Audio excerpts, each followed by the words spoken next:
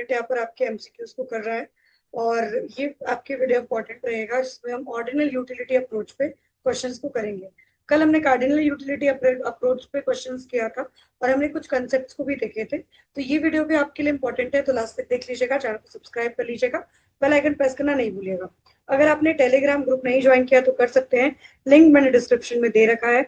और अगर आप हमारे बैच को ज्वाइन करना चाहते हैं तो एट वेरी मिनिमम प्राइस ये बैच आपको 2199 में अवेलेबल है। और इसमें आपके live lectures, recorded lectures, topic wise test series जो है आपकी फुल टाइम टेस्ट सीरीज दी जाती है। तो इस बैच को जरूर ज्वाइन करिएगा। और ये एक कंप्लीट बैच है जो कि आपके डिफरेंट और जो यूनिवर्सिटीज को आप टारगेट करते हो, जैसे जामिया मिलिया इस्लामिया, एसएयू हो गया, आईआईएफटी हो गया, तो उस एंट्रेंस के लिए भी आपके इंपॉर्टेंट रहेगा। ठीक है। और इस बैच में आपको मैं इकोनॉमिक्स वाला पार्ट कवर करवाती हूँ, सर जो है आपके मैथमेटिक्स वाला जो है पार्ट कवर करवाएंगे, मैथ्स और स्टैट्स। ठीक है। तो ये कॉम्प्रिहेंसिव बैच रहेगा, वेरी मिनिमम प्राइस यानी अफोर्डेबल है ये बैच आप सभी के लिए। ऐसा बैच तैयार किया गया और इसमें जो टॉपिक वाइज टेस्ट सीरीज है 100+ और जो फुल टाइम टेस्ट सीरीज है आपके 10+ दिया जाएगा। तो चलिए स्टार्ट करें आपके पहले क्वेश्चन से।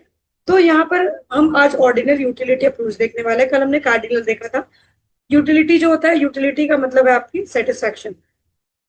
ठीक है।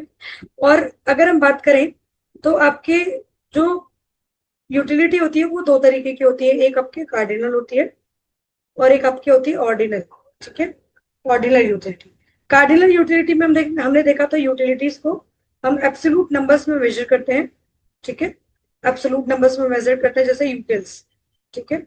उसके बाद जो है कि आपके याद रखिएगा कि कार्डिनल यूटिलिटी को देने वाले कौन थे, आपके मार्शल के द्वारा इसको जो है दिया गया था।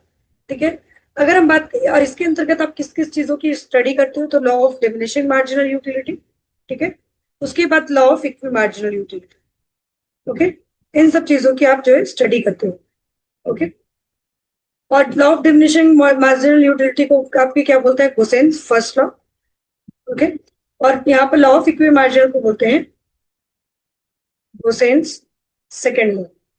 ठीक है। अब हम बात करेंगे यहाँ पर ऑर्डिनल अप्रोच की। तो ऑर्डिनल अप्रोच में आपके यूटिलिटी को रैंक में या फिर आपके प्रेफरेंस में जो है कि मेजर किया जाता है। और अगर हम इसमें बात करें, आपके इसमें रैंकिंग देते हैं, first rank, second rank, third rank. इसको देने वाले और आपके तो कौन थे, हिक्स और एलन। ठीक है। हिक्स और एलन आपके थे, हिक्स और आरजीडी एलन। और याद रखिएगा इसके अंतर्गत हम क्या क्या पढ़ते हैं, इंडिफरेंस कर्व, बजट लाइन। ठीक है। और रिविल प्रेफरेंस, जो कि रिविल प्रेफरेंस को देने वाले कौन थे, पाउले सेमिल्सन। ठीक है। इन सभी चीजों को आपको याद करके रखनी है। तो चलिए पहला क्वेश्चन देखेंगे आपके।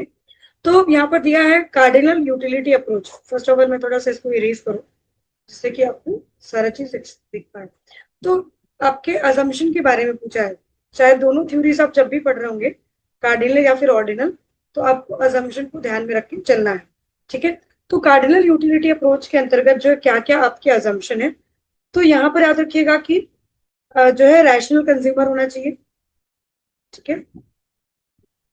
रैशनल कंज्यूमर होना चाहिए। Okay. Ordinal measurement of utility है, यानी हम नंबर्स में आप नहीं मेजर करते हैं, हम उसको क्या देते हैं, रैंक देते हैं। ठीक है। हम रैंकिंग देते हैं, first rank, second rank, third rank, है ना। तो यूटिलिटी में यहाँ पर क्या होता है, आपकी रैंकिंग दी जाती है। उसके बाद हम बात करेंगे यहाँ पर law of diminishing marginal utility जो है काम करता है। ठीक है। यूटिलिटी को अगर हम बात करें यहाँ पर, सॉरी, यहाँ पर आपकी मार्जिनल रेट ऑफ सब्सटीट्यूशन, इसका जो स्लोप होता है आपकी मार्जिनल रेट ऑफ सब्सटीट्यूशन से मेजर करते हैं। जब कंज्यूमर क्या करता है, एक्स गुड का कंजम्पशन बढ़ाता है तो वाई गुड का उसको कंजम्पशन कम करना पड़ता है। तो यहाँ पर आपकी रेट ऑफ जो है मार्जिनल रेट ऑफ सब्सटीट्यूशन जो it's a slope of indifference curve, और ये आपकी बताता है कि कितना आपने किसी यूनिट्स को सेक्रीफाइस किया और कितना गेन किया। ठीक है। उसके बाद यहाँ पर हम जो है concept of consistency and transitivity को देखते हैं। ठीक है। कंसिस्टेंसी एंड ट्रांजिटिविटी को देखते हैं। अब ये है क्या, ये कंसिस्टेंसी में हम देखेंगे अगर A is greater than B तो याद रखिएगा B is not greater than A. अगर ये ऐसा कुछ दिख रहा है यानी आप ए को प्रेफर कर रहे हो ओवर बी, तो आप दूसरे टाइम पे जब चूज करोगे तो बी को नहीं प्रेफर करोगे ओवर ए। तो इट्स कॉल्ड एज कंसिस्टेंसी, है ना। अगर टी को प्रेफर कर रहे हो ओवर कॉफी, तो आप अगर कॉफी को प्रेफर ओवर करने लगोगे टी, तो ये इनकंसिस्टेंट हो जाएगा। बट अगर आपने जो है कि टी को ही प्रेफर किया ओवर कॉफी, तो इट मीन्स कि योर कंसिस्टेंट, है ना। अब जो चीज कंसिस्टेंट होगी वो ट्रांजिटिव भी होगी, यानी अगर आप ए को प्रेफर करते हो ओवर बी और बी को प्रेफर करते हो ओवर सी, तो ऑटोमेटिकली आप कंक्लूजन ड्रॉ करोगे कि ए को प्रेफर करोगे ओवर सी। ठीक है, ये चीज आपको याद रखना है। तो ये भी आपके जो है कि असम्पशन है आपकी किसका, ऑर्डिनल यूटिलिटी अप्रोच का। ठीक है, उसके बाद जो है नॉन साइटिएशन है। इसका मतलब आपके क्या है, more of good is always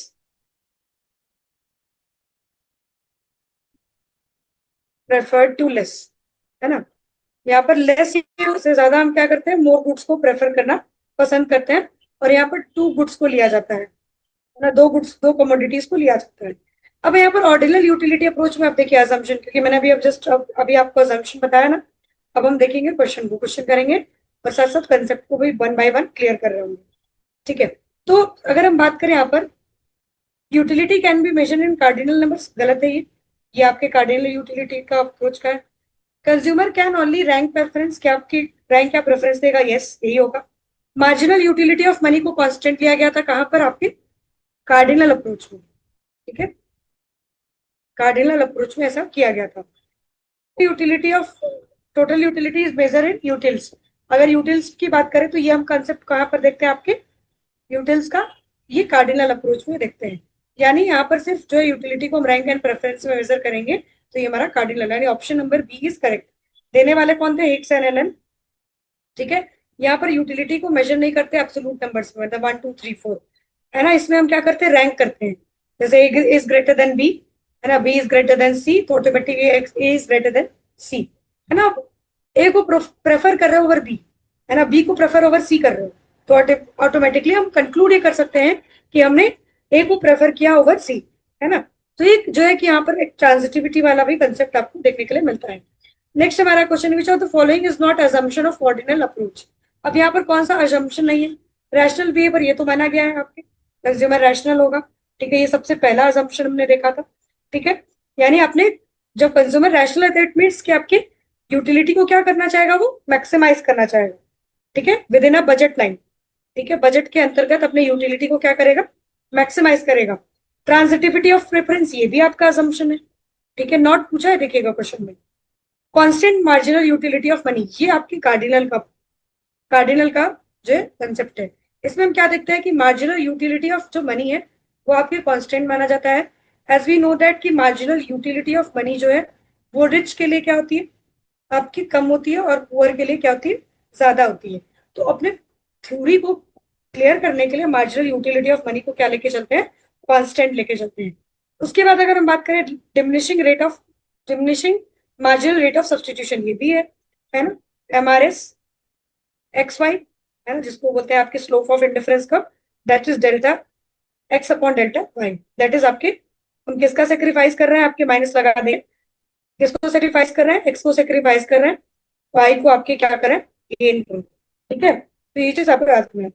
तो these are the properties of indifference curve, but यहाँ पर कौन सा नहीं है, तो ऑप्शन नंबर यहाँ पर सी करेक्ट हो जाएगा।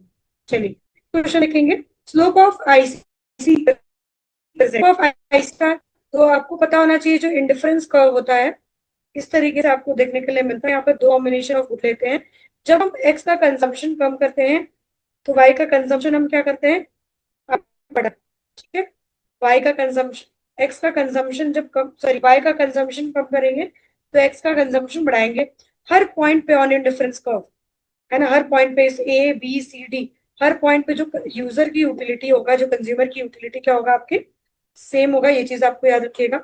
ठीक है, ओके। और इंडिफरेंस कर्व जो है आपके कंज्यूमर के सेटिस्फेक्शन को बताता है। यहाँ पर दो कॉम्बिनेशन ऑफ गुड्स को लेते हैं, और हर पॉइंट पे जहाँ पर दो कॉम्बिनेशन है, यहाँ पर 10 यूनिट्स ऑफ एक्स वाई लिया और 2 यूनिट्स ऑफ एक्स, इस कॉम्बिनेशन में आप देखेंगे कि एक्स आपने 2 लिया, 10 लिया, तो this one is the first combination. Second में 8 आपने वाई लिया और आपने एक्स को 4 ले लिया, इसमें 6 आप वाई लेते हैं, 6 आप एक्स लेते हैं उसके बाद जो है कि 4 वाई और जो है आपके 8 एक्स। तो आप डिफरेंट कॉम्बिनेशन बनाओगे, 8 and 4, मतलब 8 units of X, sorry Y, और 4 यूनिट ऑफ एक्स, इस तरीके से 4 लिख लीजिएगा, 4 8, क्योंकि एक्स एंड वाई होना चाहिए ना, ये भी कॉम्बिनेशन। तो सभी, इस सभी पॉइंट पे यूटिलिटी आपकी कंज्यूमर की क्या होगी, सेम होगी। यूटिलिटी क्या होगी, सेम होगी। अब आप याद रखिएगा कि जो इसका स्लोप पता चलता है, स्लोप आप किसका सेक्रीफाइस कर रहे हो, आप यहाँ पर वाई का सेक्रीफाइस कर रहे हो, और गेन किसका कर रहे हो, एक्स का गेन कर रहे हो। यानी अगर हम बात करें स्लोप ऑफ इंडिफरेंस कर्व क्या होता है, मार्जिनल रेट ऑफ सब्सटीट्यूशन, है ना, एक्स एंड वाई। अगर इसकी वैल्यू की बात करें तो delta sacrifice upon delta gain. अब आप आराम से देखिए कि किसका गेन कर रहे हो, किसका सेक्रीफाइस। तो आप यहाँ पर वाई को सेक्रीफाइस कर रहे हैं और एक्स को क्या कर रहे हैं, गेन कर रहे हैं, है ना, यही होगा ना, वाई को सेक्रीफाइस और एक्स को गेन। तो ये आपके हो जाएगा मार्जिनल रेट ऑफ सब्सटीट्यूशन। याद रखिएगा जब एमआरएस की वैल्यू एक्स वाई गिरती है, तो यहाँ पर जो इंडिफरेंस कर्व होता है वो कैसा होता है आपके, कॉनकेव टू द ओरिजिन, ठीक है, sorry convex to the origin होता है। ये चीज आपको याद रखना है। जब एमआरएस डिमिनिश करेगा तो आपके कन्वेक्स ग्राफ बनेगा। जब एमआरएस एक्स वाई यानी मार्जिनल रेट ऑफ सब्सटीट्यूशन की वैल्यू अगर बढ़ेगी, तो आपके इंडिफरेंस कर्व क्या होगा, कॉनकेव टू द ओरिजिन, है ना, इस तरीके से आपके बन जाएगा। अगर नेक्स्ट बात करें, अगर एमआरएस एक्स वाई जो है अगर कांस्टेंट है, ठीक है, कांस्टेंट है, अगर इसमें आपके बदलाव नहीं हो रहा है, तो आपका एक तरीके से स्ट्रेट लाइन इंडिफरेंस कर्व बनेगा, ठीक है, ये चीज आपको याद रखनी है। ओके, तो एमआरएस यानी मार्जिनल रेट ऑफ सब्सटीट्यूशन किसको दिखाता है, स्लोप ऑफ इंडिफरेंस कर्व को दिखाता है। इस पॉइंट को आपको याद रखना है। Okay, M R S X Y, इसमें हम किसका सेक्रीफाइस कर रहे होंगे, delta X upon delta Y, है ना, सेक्रीफाइस अपॉन गेन। आप किसी न किसी को सेक्रीफाइस करोगे, किसी न किसी का गेन हो रहा होगा, है। चलिए, तो ऑर्डिनल यूटिलिटी अप्रोच में दो स्लोप ऑफ इंडिफरेंस कर्व क्या होता है, मार्जिनल रेट ऑफ सब्सटीट्यूशन, यानी अमाउंट ऑफ वाई हम कितना गिव अप कर रहे हैं, ठीक है, यानी हम ये इस तरीके से इसको लिख सकते हैं कि कितना हम जो है कि सेक्रीफाइस कर रहे हैं आपके वाई को, ठीक है, और कितना हमें additional x unit of gain हो रहा है, यानी delta sacrifice upon delta gain, इस तरीके से हम लिख सकते हैं मार्जिनल रेट ऑफ सब्सटीट्यूशन को। अगर आपका नेक्स्ट पॉइंट है, if indifference curve are convex to the origin, अगर कॉन्वेक्स है तो, कॉन्वेक्स है तो इसका मतलब है आपका एमआरएस डिक्रीज कर रहा है। मार्जिनल रेट ऑफ सब्सटीट्यूशन की वैल्यू अगर आपके 4 थी, फिर 4 से 3 हुई, फिर 2 हुई, फिर 1 हुई, तो इट मीन्स कि एमआरएस की वैल्यू क्या कर रही है, डिक्लाइन कर रही है। तो जब ग्राफ आप बनाओगे ना, तो आप देखोगे कि इंडिफरेंस कर्व इस तरीके से आपके कन्वेक्स टू द ओरिजिन बनेगा। जब कांस्टेंट होगा तो कैसा इंडिफरेंस कर्व होगा, स्ट्रेट लाइन, ठीक है, स्ट्रेट लाइन होगा। और अगर इंक्रीजिंग होगा तो आपके कॉनकेव होगा, ये चीज आपको याद रखना। कॉनकेव किस तरीके से होता है, इस तरीके से आपके देखने के लिए मिलता है इंडिफरेंस कर्व, ठीक है। चलिए, नेक्स्ट हमारा which condition is necessary for consumer equilibrium under indifference curve approach, ठीक है। तो जब आपका बजट लाइन इस तरीके से, ये है आपका एक्स और ये Y, this is budget line. Budget line का इक्वेशन क्या होता है, price of X into X plus price of Y into Y equals to M. अब यहाँ पर एम क्या है, आपकी मनी इनकम है, ठीक है, ये आपके मनी इनकम है। ये आपकी क्या है, हॉरिजॉन्टल इंटरसेप्टेड डेट, जो कि एम अपॉन पी एक्स होता है। और यहाँ पर वर्टिकल इंटरसेप्ट क्या है, एम अपॉन पी वाई। अगर हम बात करें स्लोप, स्लोप की, स्लोप ऑफ बजट लाइन वो होता है minus P X upon P Y. इसी को हम बोलते हैं आपके प्राइस रेशियो, ठीक है, इसी को आपके प्राइस रेशियो को रहता है। यानी जब आपके बजट लाइन पे क्या टेंजेंट हो, आपका इंडिफरेंस कर्व जो है टेंजेंट हो जाए, इंडिफरेंस कर्व जो है टेंजेंट हो जाए, this is the point of tangency. इसी को हम बोलते हैं इंटीरियर सोल्यूशन, है ना, इंटीरियर सोल्यूशन। जब आपके इंडिफरेंस कर्व का जो स्लोप है वो आपके बराबर हो जाए आपके बजट लाइन के स्लोप से, है ना। तो ये upon N upon P X है, ये एक्स है आपका यहाँ पर, और ये आपका क्या है, वाई है, ये IC1 है ना। इस इवन पॉइंट पे जो कंज्यूमर कंज्यूम कर रहा है, ये अब एम अपॉन पी वाई है, ठीक है। तो यहाँ पर आपके कंज्यूमर क्या है, इक्विलिब्रियम पे है, ठीक है, ये चीज आपको याद रखनी है। क्योंकि इस पॉइंट पे आप देखोगे कि ये पॉइंट जब कंज्यूमर के बजट में है, ठीक है, और साथ साथ यहाँ पर आपके इस लेवल आपके सेटिस्फेक्शन भी मिल रहा है। तो यहाँ पर इंडिफरेंस कर्व का स्लोप जब बजट लाइन के स्लोप के बराबर हो जाती है, तो वहां पर क्या होता है, कंज्यूमर इक्विलिब्रियम पे होता है। तो स्लोप ऑफ इंडिफरेंस कर्व क्या होता है, rate of substitution X and Y equals to minus price of X upon price of Y आपके हो जाता है, ठीक है, ये चीज आपको याद रखनी है। ओके, अब डिसइक्विलिब्रियम की कंडीशन की बात कर लेते हैं एक बार। तो डिसइक्विलिब्रियम कब होता है? जब MRS X Y is greater than price of X upon price of Y. इस तरीके से अगर आपके बन जाए तो इस केस में हम क्या देखते हैं कि आप ये देख लो, बजट लाइन है, ये आपका इंडिफरेंस का होगा आईसी, है ना, और यहाँ पर ये आपका IC1 है और ये IC2 है। ठीक है, इस पॉइंट पी पे व्हाट वी सी, यहाँ पर तो आपका इक्विलिब्रियम का कंडीशन है, जहां पर marginal rate of substitution X and Y equals to minus price of X upon price of Y. इस पॉइंट के अगर लेफ्ट साइड पे आप जाओगे तो आप देखोगे कि आईसी का जो आईसी जो है वो ऊपर है किसके, आपके आपके बजट लाइन के स्लोप की। तो यहाँ पर मार्जिनल रेट ऑफ सब्सटीट्यूशन क्या हो जाएगा, इस पॉइंट पी पे क्या हो जाएगा, बड़ा हो जाएगा। तो इस केस में हम क्या करेंगे, ये वाई है और ये आपका एक्स, आप देखेंगे कि आप, क्योंकि आपको इक्विलिब्रियम पे आना है, तो आप क्या करोगे कि वाई का कंजम्पशन कम करोगे और एक्स का कंजम्पशन क्या करोगे, बढ़ाओगे। एक्स का कंजम्पशन X1 से X2 X3 पे गए, और वाई का कंजम्पशन Y1 से Y2 और Y3 पे, यानी आपने वाई का कंजम, जब आप क्या रखेगा कि marginal rate of substitution X and Y is greater than minus P X upon P Y है, तो इस केस में याद रखिएगा कि जो आपका एक्स का कंजम्पशन आप क्या करोगे, बढ़ाओगे, और वाई का कंजम्पशन कम करोगे। दूसरा केस है इस पॉइंट सी पे। इस पॉइंट सी पे व्हाट वी सी, अगर आप थोड़ा लेफ्ट जाओगे, लेफ्ट में जाना है हमेशा, तो आप देखोगे कि बजट लाइन का स्लोप ऊपर है। बजट लाइन का स्लोप ऊपर है तो हम लिख सकते हैं कि marginal rate of substitution X and Y minus P X upon P Y, यानी आपके बजट लाइन का स्लोप बढ़ा है। तो हम इस केस में क्या करेंगे, एक्स का कंजम्पशन कम करेंगे और वाई का कंजम्पशन क्या करेंगे, बढ़ाएंगे, जिससे कि हम इस इक्विलिब्रियम पे आ पाए। यहाँ पर आप कम करोगे और वाई का कंजम्पशन बढ़ाओगे। तो याद रखिएगा कि यहाँ पर एक्स का कंजम्पशन कम करेंगे और वाई का कंजम्पशन बढ़ाएंगे। ये बहुत इंपॉर्टेंट है, आपके पेपर में पूछता है। ठीक है, चलिए, the concept of law of diminishing marginal rate of substitution introduce by, तो ये आपके हिग्स एंड एलन के द्वारा इंडिफरेंस कर्व एनालिसिस में बताया गया था। ठीक है, यही आपका स्लोप ऑफ इंडिफरेंस कर्व होता है। नेक्स्ट है आपका, if indifference curve intersect it violets the assumption, है ना। अगर आपके, याद रखिएगा कि इंडिफरेंस कर्व अगर आपके इंटरसेक्ट कर रहा है तो ये ट्रांजिटिविटी के जो अजम्पशन को वायलेट करता है। ट्रांजिटिविटी का आपका अजम्पशन क्या था, A is greater then B, B is greater then C। ठीक है, तो यहाँ पर आपके क्या हो जाएगा, हम ऑटोमेटिकली ड्रॉ करते थे कंक्लूजन की A is greater then C, है ना, यही ट्रांजिटिविटी था।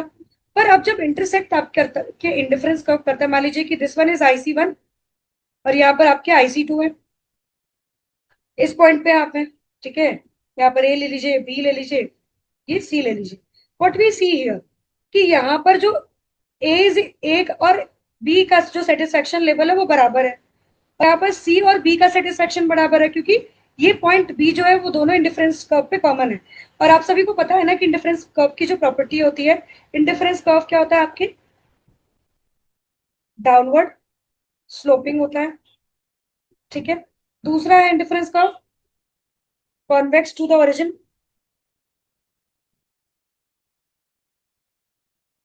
तीसरा आपके इंडिफरेंस कर्व क्या होता है, ये क्यों होता है, क्योंकि मार्जिनल रेट ऑफ सब्सटीट्यूशन की वैल्यू जो होती है एक्स एंड वाई के लिए आपके डिमिनिश करती है। उसके बाद याद रखिएगा कि indifference curve never intersect each other, है ना, एक दूसरे को आपके नहीं काटता है, कभी भी इंडिफरेंस कर्व नहीं काटेगा। और चौथा है, हायर द आईसी हायर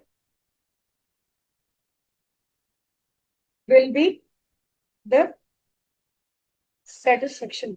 ठीक है, जितना आपके हायर आईसी होगा, जितने हम ज्यादा ऊपर वाले इंडिफरेंस कर्व होंगे, इस इंडिफरेंस के कंपैरिजन में इस इंडिफरेंस कर्व पे आपके सेटिस्फेक्शन ज्यादा होगा। ठीक है, तो दीज आर द प्रॉपर्टीज। अब जब इंटरसेक्ट कर रहा है तो इट मीन्स कि यहाँ पर देख लो ना, ए का सेटिस्फेक्शन और बी का बराबर हो जा रहा है, जबकि आपके अलग अलग होना चाहिए था, है ना। तो यहाँ पर लॉ ऑफ ट्रांजिटिविटी को जो है वॉयलेट कर दे रहा है, इसीलिए कभी भी इंडिफरेंस कर्व एक दूसरे को इंटरसेक्ट नहीं करेगा। चलिए नेक्स्ट देखते हैं, in ordinal analysis utility expressed in, ordinal में हम यूटिलिटी को रैंक देते हैं, रैंक में एक्सप्रेस करते हैं, यूनिट आपकी यूटिल्स में नहीं मेजर करते हैं। Budget line shift parallel to itself, अगर मान लीजिए कि आपका जो बजट लाइन है, बजट लाइन का आपके जो इक्वेशन था P X into X into X plus P Y into Y, ठीक है, इक्वल्स टू एम। ठीक है, ये आपका था। बजट सेट का जो आपके बजट सेट का जो आपके इक्वेशन होगा, price of X into plus price of Y into Y, है ना। आपके यहाँ पर अगर हम बात करें, ग्रेटर और इक्वल्स टू, ये आपके मनी इनकम के बराबर हो, है ना। मनी इनकम हो सकता है पूरी तरीके से तुम एक्स एंड वाई गुड पे खर्च कर रहोगे, या फिर उससे ज्यादा भी हो सकता है। तो बजट सेट को जब हम ड्रॉ करते हैं, this is the budget line. ये सारा पॉइंट कंज्यूमर के लिए क्या है, अफोर्डेबल है। पर कभी कभी क्या करता है ना कंज्यूमर, इसके अंदर भी खर्च करता है। हो सकता है पूरा पैसा अपना जो उसका जो नॉमिनल इनकम है वो पूरा खर्च नहीं कर रहा है ना, तो वो कहीं इसके अंतर्गत लाई करेगा। तो ये आपके बजट सेट का इक्वेशन होता है, ये भी पॉइंट आपको याद रखना है। अगर हम बात करते हैं बजट जो कर्व होती है वो शिफ्ट कब करती है, जब आपके कंज्यूमर की इनकम बढ़ जाती है ना। जब आपके कंज्यूमर की इनकम बढ़ेगी तो बजट लाइन शिफ्ट करेगी किधर की तरफ, राइट वर्ड। ठीक है, राइट वर्ड। अगर इनकम कम हो जाएगी तो लेफ्टवर्ड जो है शिफ्टिंग होगा। इसको हम अगले वीडियो में थोड़ा सा न्यूमेरिकली भी देखेंगे। तो लेफ्टवर्ड शिफ्टिंग कब होती है, जब आपकी इनकम क्या होती है, कम होती है। तो क्या होती है, किधर शिफ्टिंग होती है, लेफ्ट वर्ड। और जब राइट वर्ड शिफ्ट हो रही है तो मतलब आपकी इनकम क्या हो रही है, कंज्यूमर की बढ़ रही है। तो बजट लाइन शिफ्ट होने का मतलब है आपकी कंज्यूमर की इनकम क्या हो रही है, बदल रही है। ठीक है। एक और रोटेशन भी होता है। जब रोटेशन होता है तो जैसे मान लीजिए कि यहाँ पर एक्स है और ये आपका वाई है ना, ये आपका बजट लाइन है। मान लीजिए कि प्राइस ऑफ एक्स गिर गया, तो आपका बजट बढ़ जाएगा ना उसके लिए। तो ये राइट, ये आपके रोटेट कर जाएगा बाहर, आउटवर्ड रोटेशन। ठीक है, ये आपके क्या हो जाएगा, आउटवर्ड रोटेशन हो जाएगा। ओके। अगर यहीं पर प्राइस ऑफ एक्स, यहाँ पर क्या हुआ था, कम हुआ था। अब प्राइस ऑफ एक्स अगर बढ़ जाए तो आपका बजट कम हो जाएगा, आपकी रियल इनकम घट जाएगी। तो याद रखिएगा कि ये इनवर्ड रोटेशन आपके हो जाएगा बजट लाइन का, है ना। जब प्राइस बढ़ता है तो इनवर्ड रोटेशन, प्राइस बढ़ता है तो किधर जाता है, इनवर्ड। और जब प्राइस घटता है तो आउटवर्ड। ठीक है। एक चीज याद रखिएगा कि जब राइटवर्ड शिफ्टिंग होती है तो इस केस में हमारा स्लोप जो होता है वो चेंज नहीं होता है। स्लोप में कोई भी चेंज नहीं आता है, और यहाँ पर स्लोप में थोड़ा चेंज आएगा, स्लोप विल चेंज, है ना। इसको न्यूमेरिकली भी प्रूफ कर सकते हैं, but we have less time. ठीक है। तो ये चीज आपको याद रखना है कि बजट लाइन भी आपके लिए इंपॉर्टेंट है ना, इसको न्यूमेरिकल करना है। अब नेक्स्ट देख लेते हैं, the ordinal approach overcomes the limitation of cardinal utility approach by. ठीक है, यहाँ पर आपके using preference and rank instead of measurement, है ना। यहाँ पर रैंक और प्रेफरेंस को यूज किया जाता है। तो ये आपका रहा, पर मैं थोड़ा इसको अगले वीडियो में और इलेबोरेट करके बता दूंगी। अगर वीडियो हेल्पफुल लग रहा होगा तो हमें जरूर बताइएगा। चैनल पर जुड़े रहिएगा, चैनल को सब्सक्राइब करके रखिएगा, बेल आइकन प्रेस करना नहीं भूलिएगा। धन्यवाद।